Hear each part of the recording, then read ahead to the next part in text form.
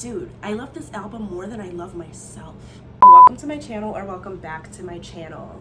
This is going to be a slightly different kind of video. It's honestly really unplanned. I just have a little bit of notes, but it's going to be extremely emotionally driven, not even gonna lie to you, and very niche. So if you're not into this, you can click off, but I implore you to watch because this is some legendary shit. Today, I'm joined here with the Queen, and we are gonna be giving a Panic at the Disco retrospective and album analysis. And if you know me, this is my band. This is my band. We all have that one band that we found like in middle school that completely changed the trajectory of our lives. This is that band for me. So I'm gonna go ham. If you're into Panic at the Disco, I hope you love this video, and I hope we can have a conversation in the comments because I could rant for days. In fact, I've already tried to record this video and I got stuck talking about Pet Salamander for like 10 minutes. So just to give you the vibes. So if you're into that, without further ado, we're just gonna get into it. This is the story of Panic at the Disco and why they're the shit, period. So, excuse me. It all starts in Las Vegas, Nevada, in the United States of America. We have three regular high school dudes, young, pale, white, punk scene kids in the early 2000s. You have to understand the time.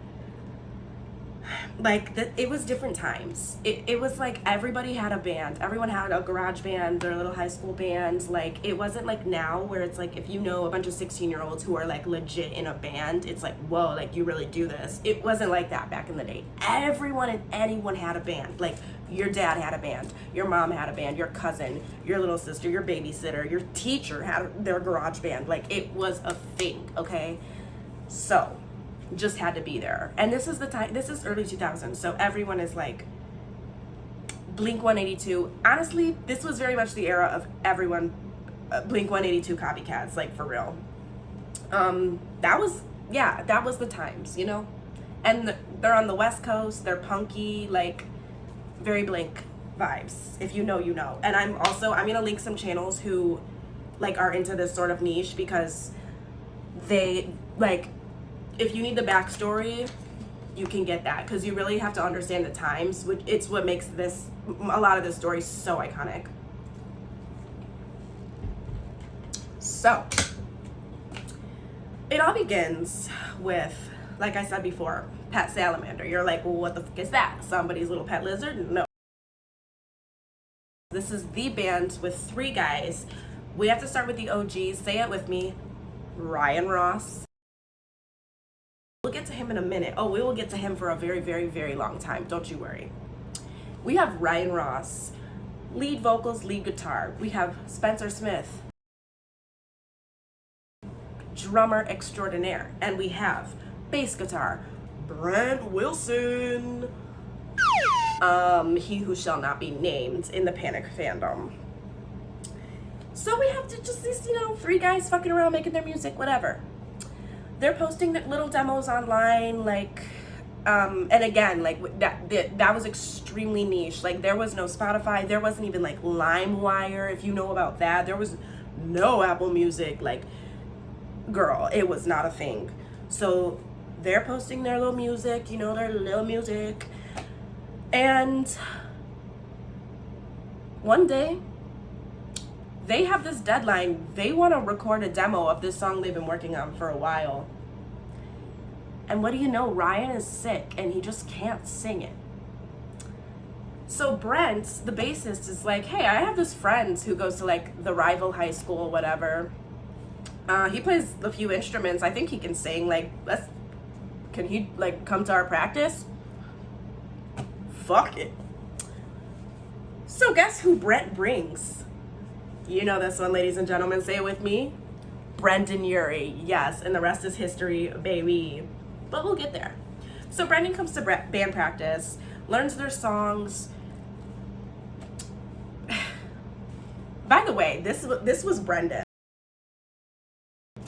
This guy And he's younger than, I'm pretty sure, like, everyone else in the band. So imagine this dude walks into your band practice and you're like, okay, I mean, I guess, let's see what he can do. You know, that kid opened his mouth and it was game over. Like, are you kidding? Are you actually kidding me?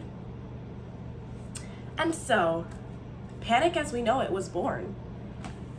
And they're like, yeah, no. Like, Ryan, the thing to know about Ryan, and without, because this is, the rant is about to begin, and I really don't want this video to be like 2 hours long.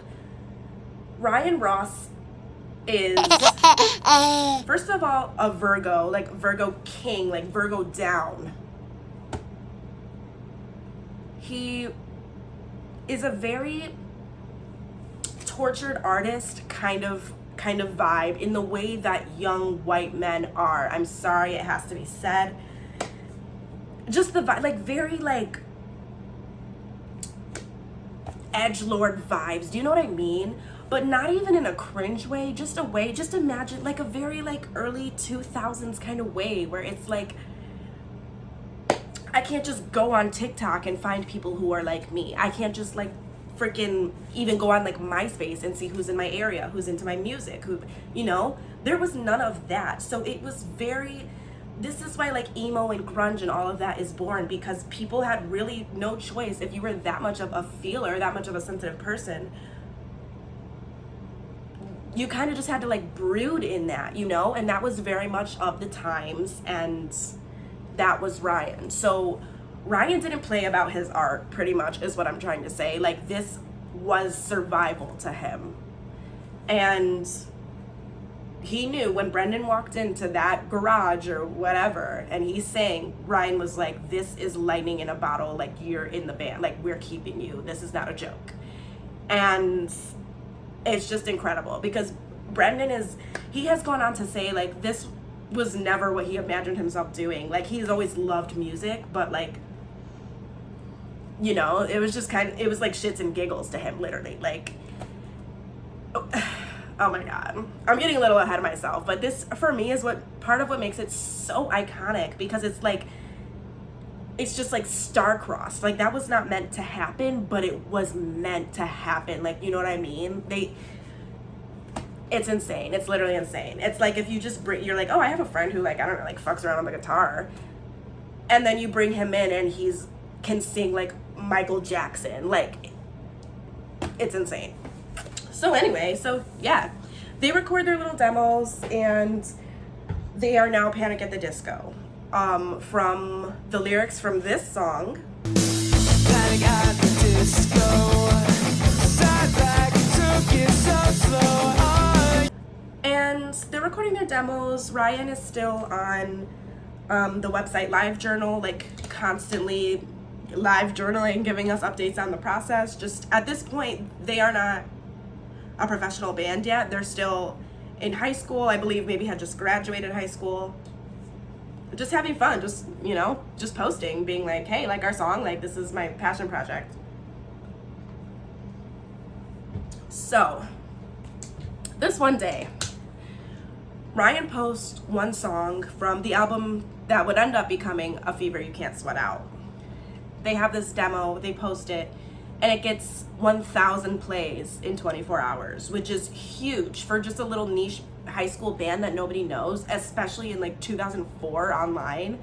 To have 1,000 plays in 24 hours, that's damn near viral. That quite literally would have been considered viral at the time. And so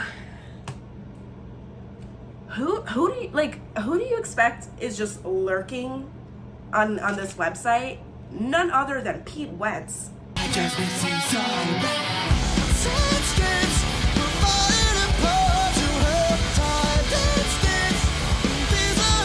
Pete is one of those 1,000 plays.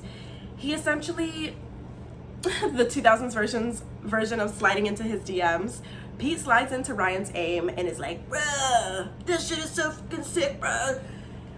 And Ryan's little emo ass is like, oh my God, someone likes my music. Oh my God. And the dude from Fall Out Boy, like, I love Fall Out Boy. And you guys also have to understand at the time, like, these bands that were big, it was like, I have a list. So like Fall Out Boy, My Chemical Romance, Good Charlotte, Simple Plan, Avenged Sevenfold, Plain White Tees, Blink-182 had just recently split up. Like, you know, imagine the scene. Literally, the scene. And here comes Little Panic at the Disco.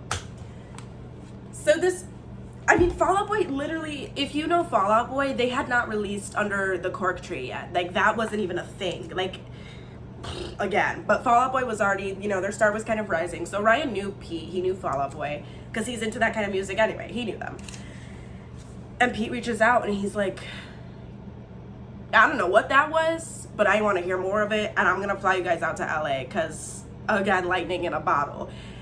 Pete also shows this to Travie McCoy of Gym Class Heroes. And I know it sounds so old, but Cupid got me in a chokehold. Some legendary shit right here, baby. So we have Travie and Pete being like, yeah, these kids are fucking insane. We need to like bring them to the stew, bro. And so they do. And again, all of this is documented on LiveJournal. It's really some iconic, legendary, historical shit. I highly recommend checking that out. I'm gonna also link a video. One of my like favorite YouTubers at the moment, the Cozy Representative, he did like a whole like walkthrough of Ryan's LiveJournal. Like, I live for this shit. It's so entertaining. And so check out that for sure. But yeah, Ryan's posting.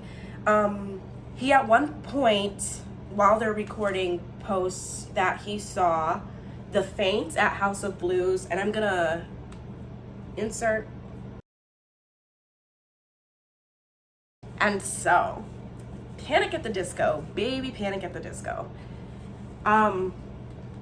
They're recording their first album in LA with Pete Wentz, and they creatively decide to title their album the cutest thing, A Fever You Can't Sweat Out, because Ryan had that fever, which led to the birth of Panic at the Disco. And so like, that's a cute little nod to their origin story. I really like that. I didn't know actually for the longest time that was why they named it that, but I think that's like so freaking cool. And yeah, literally from that point when they released Fever, it was off to the races. It was off. And this damn near is where the story begins. So strap in. So they record this album and they go on tour opening for The Academy Is. Head high, heavy hearts. So take a chance and make it big, 'cause it's the last you'll ever get. If we don't take it, when will we make? Remember The Academy Is? So, yeah. This album comes out. Everyone's getting ready for the tour. Okay, at the time, The Academy Is, they were big. Like, they were getting pretty huge. And Panic's album is going crazy. It's going crazy because here's why. They had elements of like jazz, like straight up just pure jazz. They had elements of like old like vaudevillian like circus kind of music, like dun, dun, dun, dun, dun, dun, dun, like that vibe. In this like emo scene, they were doing this. Who was doing that? Not The Academy Is. So yeah. So that's their vibe. That's what they're doing, because Ryan's weird and Ryan's into that sort of stuff, and he's like, he didn't care. He wanted to make his music the way he liked, and I respect that so immensely from an artist standpoint. Like, it's incredible. One of the reasons that he's so legendary, period. We already know this. And on top of just the music production itself, Ryan is iconic, like, period. But Brendan's vocals are unmatched. The only comparison that anyone was ever able to give him from like the scene, from his genre, was Patrick Stump from Fall Out Boy. He had a similarity to his kind of tone quality, but even so, like, nobody was doing what Panic was doing. Like Brendan, the thing is too, like when you listen to a Fall Out Boy song, you can tell Patrick is a singer. Like this is a guy who probably grew up singing in church. He does this, you know what I mean? Like that's his craft. The difference is, and you can hear it, that Brendan was not like that. He was literally just some kid who was really fucking talented and probably hadn't honed in on that yet. And you can tell. And that is what blows my mind to this day. I'm gonna be inserting a bunch of just random clips if I can, and I'll probably get copyrighted, and I hope they don't take this down, but it's literally, it's worth it. It's for science. You have to hear this kid's voice. To hear an exchanging of words. What a beautiful wedding. What a beautiful wedding. Says the bridesmaid too. Oh yes, but what a shame. What a shame the poor groom's bride is a whore. I chimed in with a haven't you people ever heard of? Like nobody's doing that, and it sounds unrehearsed almost. Like, do you know what I mean? Like it's raw. You can just hear the lack of control, but in the best way. Like he's not there yet, but it doesn't matter because it's so fucking good. Nobody was doing that. No one was doing it. The belting, no. Okay, no. So they're gearing up for this tour. Everyone is experiencing this like mind fuck. In the meantime, they've already bought their tickets for the Academy Is, the Plain White Tees, all that. And they're like, yo, no, Panic is the truth. So this tour comes up, and Panic is now, they're still opening for the Academy Is, but they have there was like a roster of like openers. They went from being like, you know, the little name to all the way up, opening immediately for Academy Is. They were the band that came on before the Academy Is. Put this into perspective. This is a band who had just released their album. Like it would literally be like if I released an album tonight at the end of June, and then by like September 1st, I'm headlining like Madison Square Garden. Like it would be like that. Like the blow up was insane. So they go from, you know, the first opener, 10 acts before the Academy Is, to being the one, they got people opening up for them. They had just released their first album. They have people opening up for them, then it's them, then the headlining band, the Academy Is. You don't understand how insane that is. I hope you understand, because that doesn't happen. That does not happen. People don't, you know how much money and planning goes into a tour? You don't just bump up and move around bands unless people are like begging and urging you to do that because the band is so freaking iconic. That's what happened. By that fall, Panic is doing like the VMAs, they're on like TRL, like they're doing the damn thing. This band blew up. So I need you guys also to like just go listen to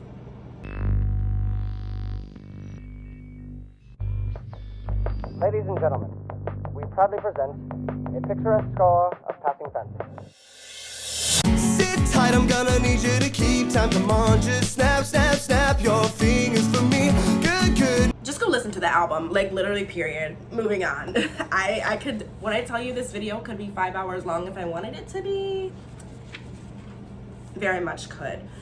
So, you know, basically they're shitting on all these other bands that have been around because they're doing things that haven't been done. And even William Beckett, the lead vocalist from the Academy has said, like, after the fact in interviews, like just looking back years later, like all this stuff, even at the time, like all of it, he was like, I knew the moment, like the band knew the moment that Panic thing happened where they were opening for us and their album had just come out, like we were literally like damn near, I mean, obviously I'm paraphrasing right now, but like you can look this up, like this is real shit.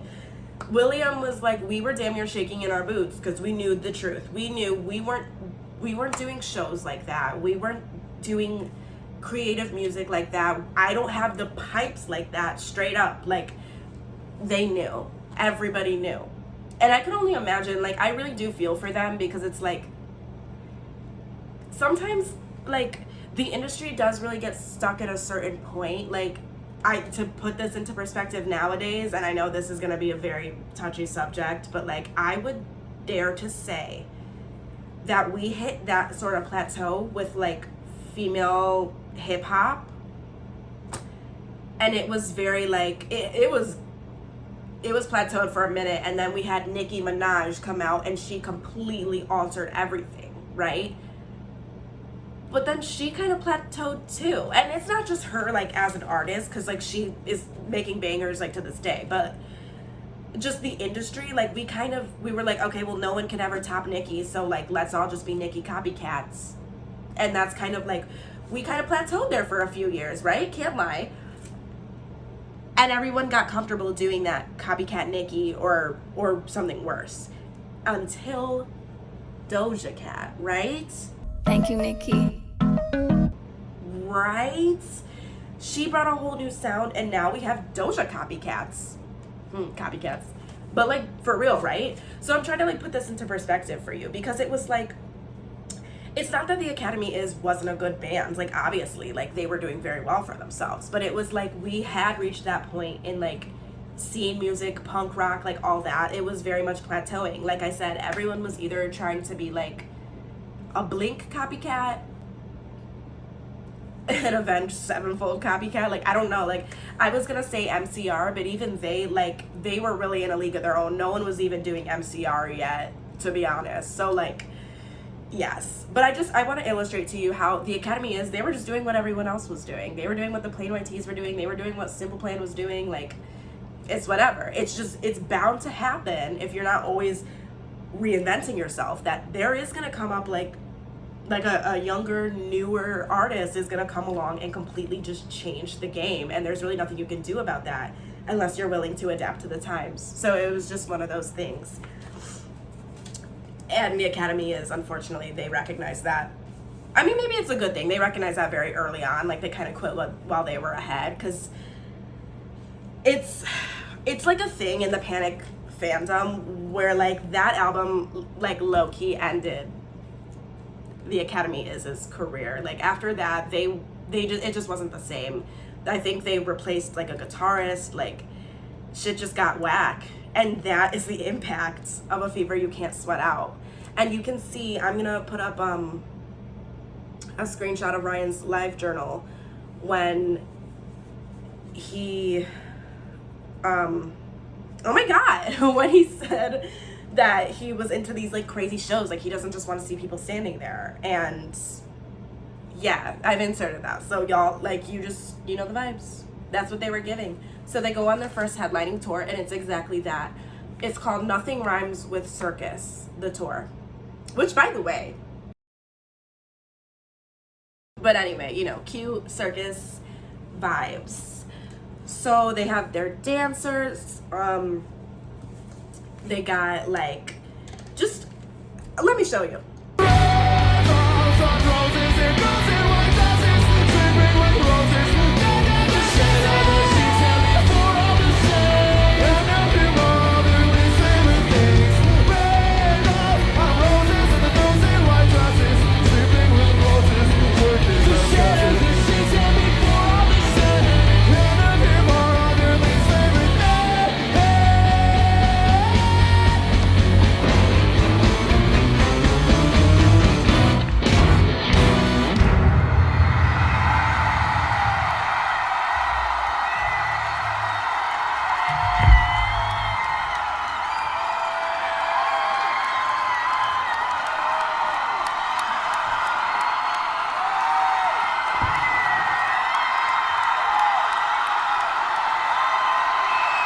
They're very much leaning into being young, being teenagers, being rookies. Like,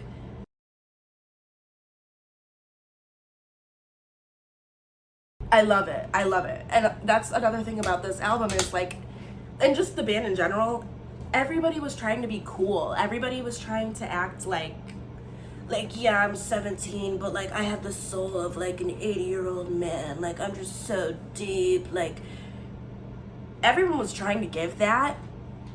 But Panic was actually giving it, and they weren't even trying all that hard. They were like, yeah, fuck it. Like, I'm 18 and I have the feelings of an 18-year-old, and I'm gonna tell you how raw that shit is. Like, I'm gonna make you feel it, because there's other 18-year-olds who feel like an 18-year-old and they want to hear from another 18-year-old. Like, you know, 18-year-olds don't want to be in their childish feelings listening to some dude pretending he's just on this moral high ground because he's such an old soul. Like, that's not always, sometimes like that's nice and aspirational, but that's not always comforting. That's not always relatable when you're in those moments, especially as a teenager. Like, we've all been there, right?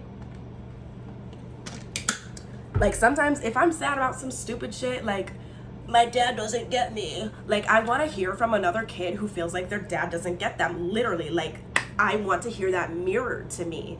And Panic really leaned into that in a way where I feel like no other band really was doing that at the time. They weren't owning their youth, or the fact that they were new, or the fact that they were a little weird. They were the odd man out. Like, no one, I don't think anyone was really owning that in the way that Panic was until My Chemical Romance, which is, again, a whole other story. They're iconic as fuck too, but we know that. We're here to talk about Panic. So anyway, A Fever You Can't Sweat Out. I have literally spent a half hour talking about A Fever You Can't Sweat Out, y'all.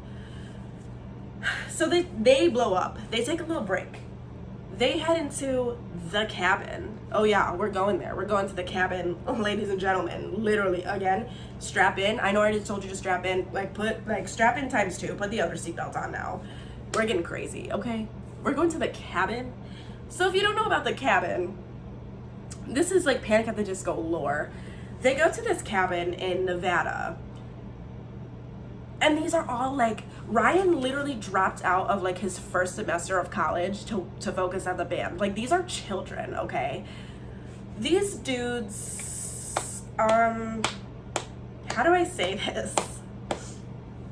If you've never been to like Nevada or like Utah or like even like Colorado, Montana, like these sort of places that are just in the middle of nowhere, kind of on the West Coast, like, they're very,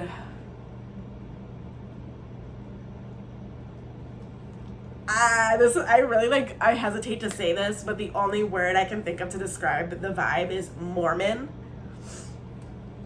And Brendan quite literally grew up like in a Mormon household.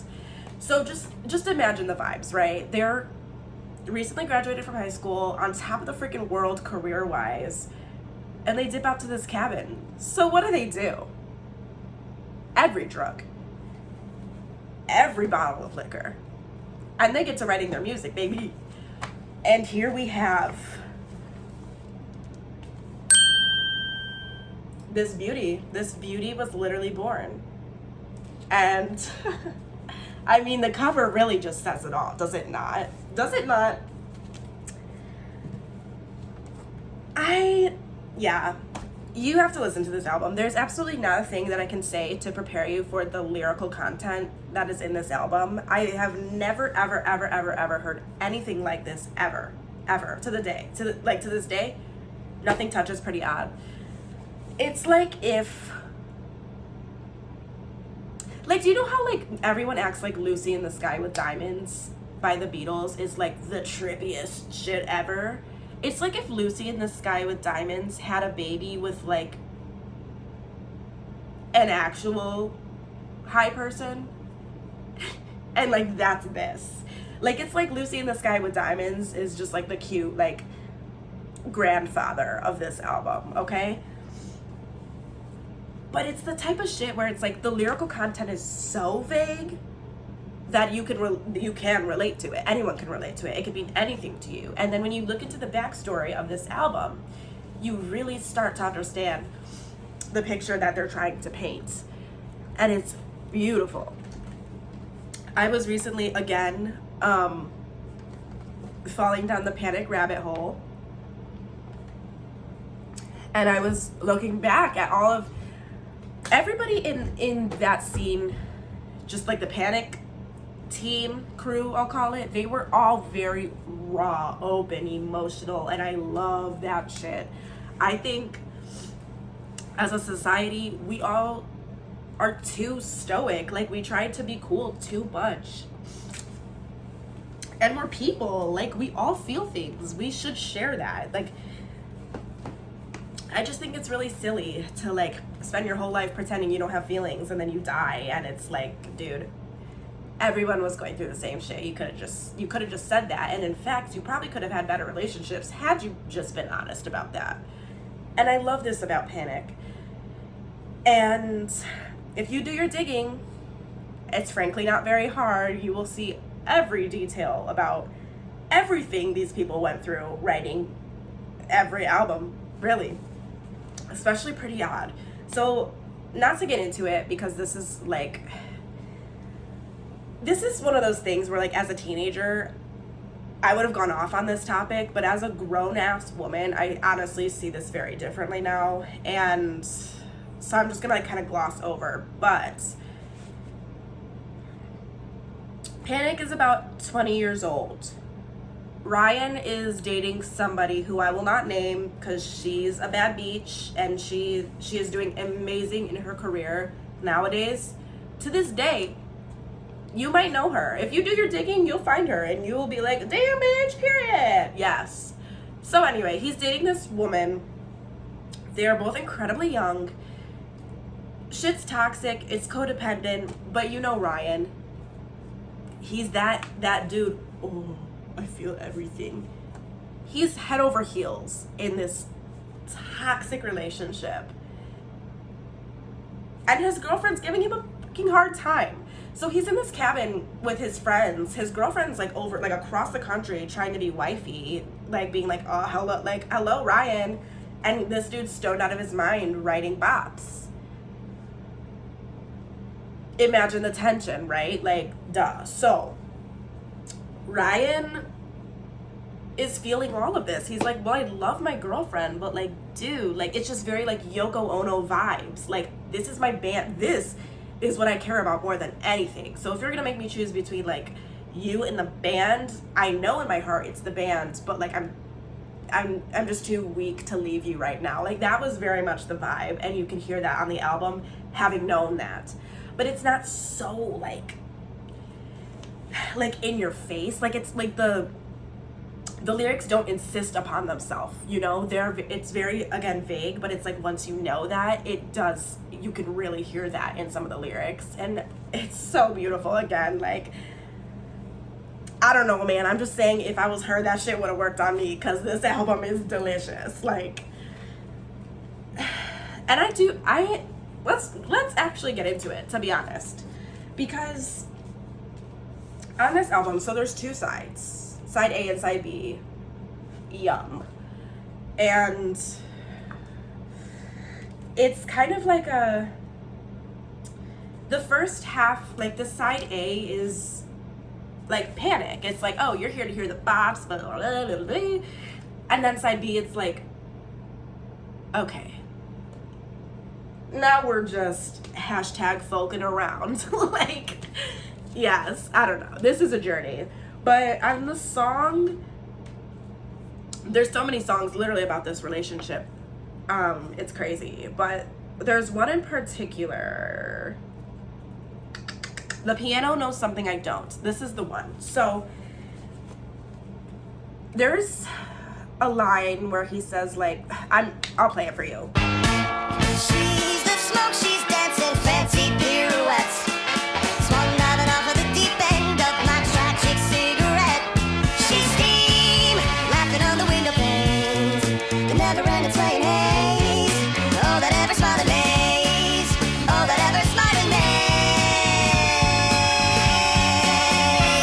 A ballet. So upon first listen, just out of context, you're probably like, what? Again, heavy drugs, you know, be safe, be responsible. But come to find out,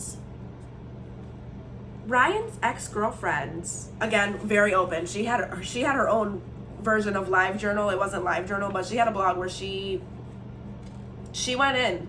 There was nothing really left to the imagination about what went down in that relationship. And she wasn't into Ryan, into the drugs. She wasn't into, like, I mean, because she was I don't want to just be like New Yorkers, but she was living in New York City. Like, she was in the industry. Like, she very much was around people quite often who were on even heavier drugs than Ryan was ever doing. And she was like, I'm chill with that. Like, I'm not going to do it, but, like, you know, whatever. I get, like, it kind of comes with the territory sometimes. But then once it was affecting Ryan and, like, their relationship, she was like, bro, I don't want to see you go down this path. Understandable, like, of course, you know, like, drugs are bad, okay? Like, yes. But Ryan's like, dude, it's just for the vibe. Like, it's just for the music. You don't know me. Like, you know. Again, a young man. Like, these people are, like, 20. And so he writes that. And it was quite literally about him smoking. And he's smoking whatever and staring at the smoke and being like, fuck, I feel guilty about this, but I kind of don't.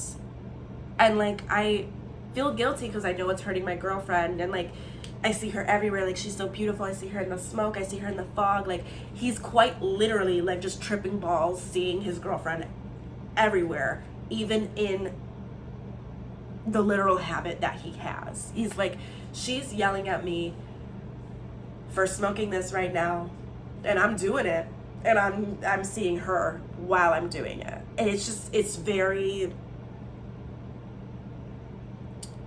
some shit. Like, if you know, you know. Like, it's just very real shit. I don't know, man. That when I read that as an adult, it really slapped. Like, some of these lyrics, when you know why he wrote them, it hits different. Very, very, very different. But you don't have to know, and that's the beauty of this album. Like, you can listen to any of these songs and relate. They're freaking gorgeous. Like, When the Moon Met the Sun, please, please, please, please. By the way, that's, like, not even what the song's called. It's called When the Day Met the Night. It's been a minute, you guys, okay? This is still my shit, don't worry.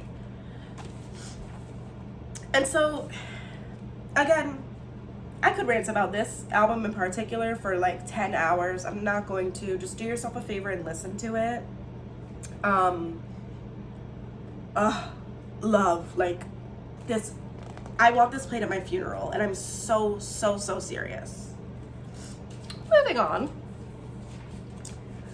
So, this was really peak Panic, I would say. Like, career-wise, no, but, like, creativity-wise, yes. Like, this was the catalyst for everything that was to come. After this cabin writing session,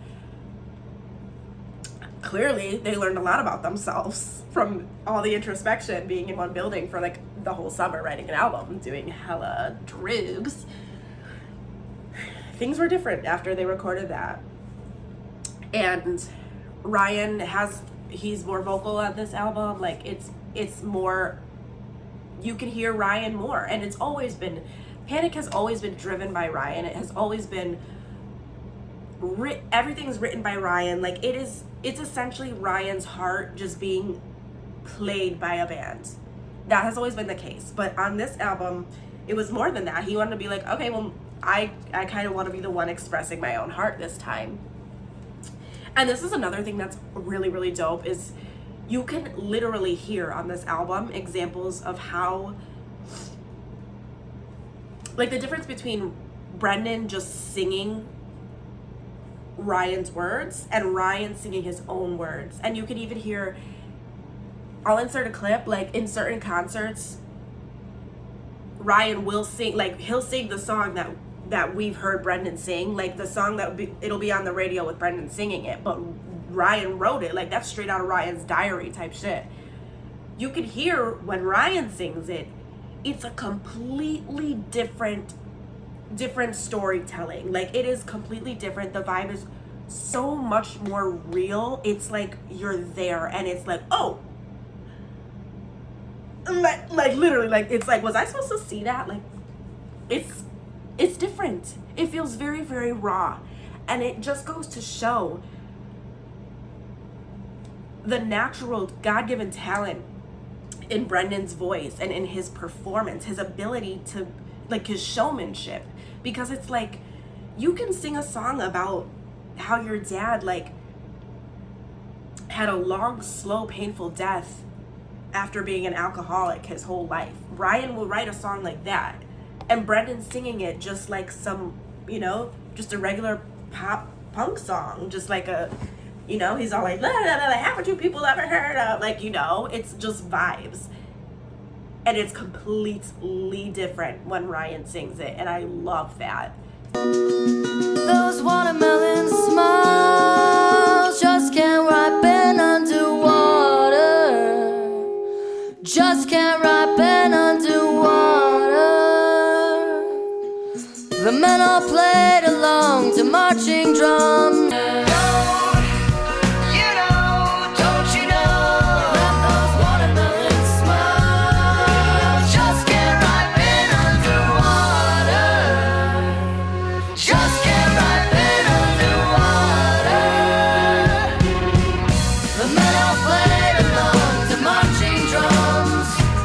I love how you can tell a story just with the way that you sing, your vocal quality, the notes that you hit, how long you draw out the words. It's a completely different vibe, and I fucking love that. And you can see that a lot in this album by hearing Ryan's voice. So beautiful, so beautiful. It feels like this album is like if you were just to float out to sea, like literally just like lay on your back and just drift out forever and forever and ever, and it just feels euphoric and wavy. It's gonna sound cap if you haven't heard this album, but like, just listen to it, okay? And then after all of this, Ryan starts really liking his confidence in being able to sing his own songs. He's really liking it. Good for him, period. But Brendan's like, no, like, this is my shit now, period. Like, Brendan really liked it. Of course, that is his calling and it shows, but as much as they loved each other and as much as the band was flowing, they just kind of disagreed on that. And I think that's really fair. Like, I don't think that makes Brendan an asshole. Like, nothing. Like, I completely understand where he's like, this is my life now. Like, I love being a singer, being a performer. I want to do it. Like, I don't want to just make you the lead singer. This is my jam. And that's pretty much what happened. And Ryan went on to form a band with another Panic member, which, by the way, I didn't get into this. I'm sorry, but too excited, like I said. But remember when I mentioned the Academy Is? So they're a band from Chicago. Woo woo. But yes, so they were going on tour, and they had a guitarist from another iconic Chicago band called 504 Plan, in like the punk rock scene, iconic. John Walker. So he's the guitarist from 504 Plan, and he's also a videographer. So he goes on tour filming The Academy Is on their tour with Panic at the Disco. And Panic is like, yo, Brent was kind of slacking. This is back in the day. I'm literally going back in time. This is during like the Fever tour. And they were like, yo, we need a new guitarist. So we know you're great. Like, do you want to tour with us? And John's like, yeah, fuck yeah. And that pretty much became Panic. So John was there too. John's there for pretty odd. Like, he's there for the whole Fever tour. He was in the cabin. Like, he's there. But after that, he leaves with Ryan. So Ryan and John and some other guys form a new band called the Young Veins. Not gonna get into them. But that was a band for a minute, and they left Spencer and Brendan as Panic at the Disco.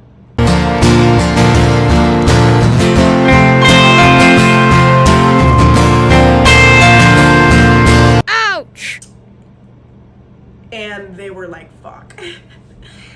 But like I said, Brendan was like, nah, this is my life now. Like, I'm never going, like, what am I gonna go work at H&R Block? Like, no, like, this is God-given talent. I'm using this shit. And also, I love it.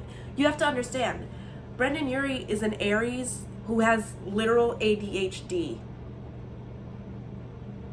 And like the type of ADHD that they have kids taking like crack at like age 8 to like just like sedate them and sit still in the classroom. Like he was that kid. And there's records of him being like, I don't take any medicine for this. Like I prefer myself just like the way I am, like electric, like whatever. And it works. Like, this is just one of those scenarios where it's meant to be. I can't see him doing anything else. He's an incredible performer.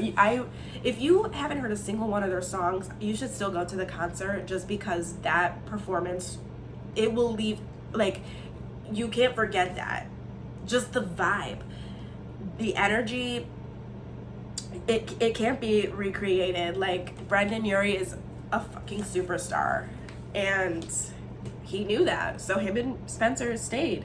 And Spencer Smith, by the way, is an incredible drummer. Like, I've been rewatching some of their live performances, and like, drummers are just underrated. Like, they really bring that shit. Like, this music would be nothing without a good beat. So cheers, y'all.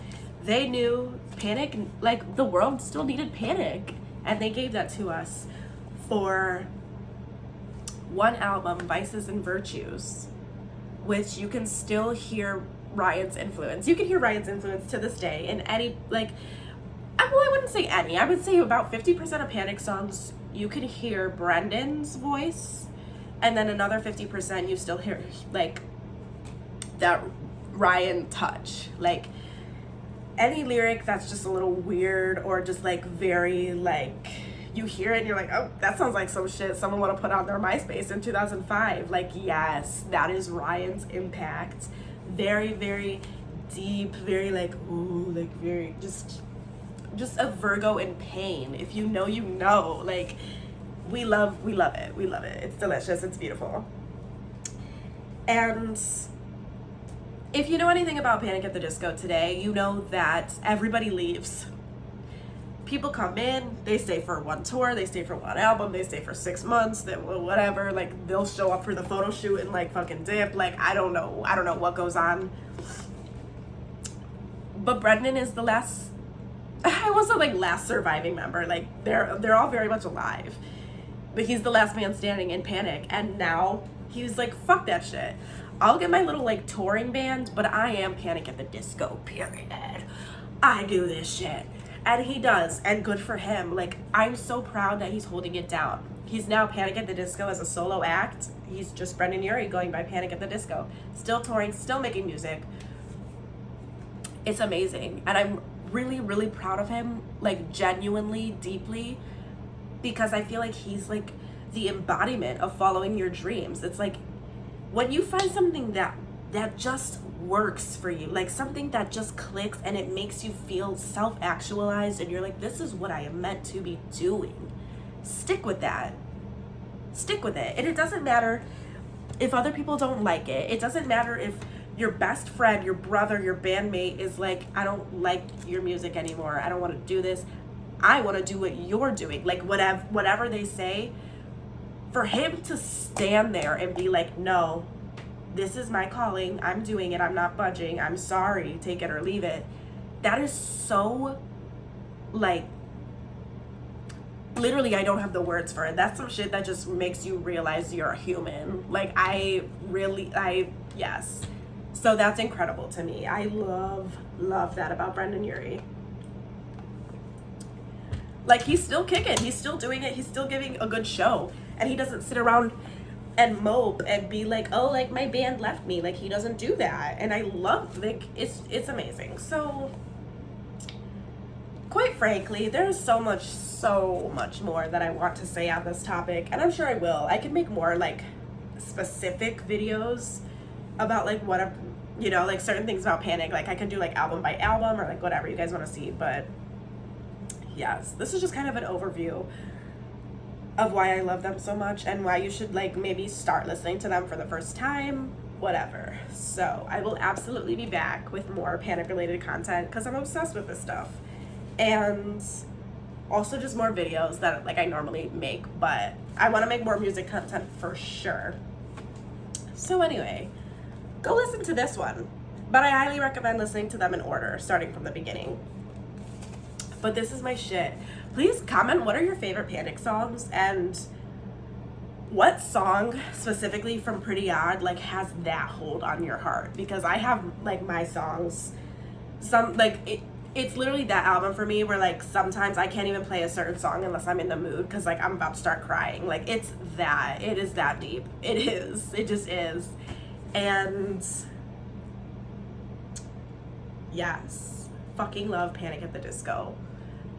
I don't know, yeah, like, subscribe, come back if you enjoyed this. I know this was a very different video, different vibes, but it had to be said, okay? Goodbye, everybody. Love you all. Have a beautiful day. And I'll see you very, very soon.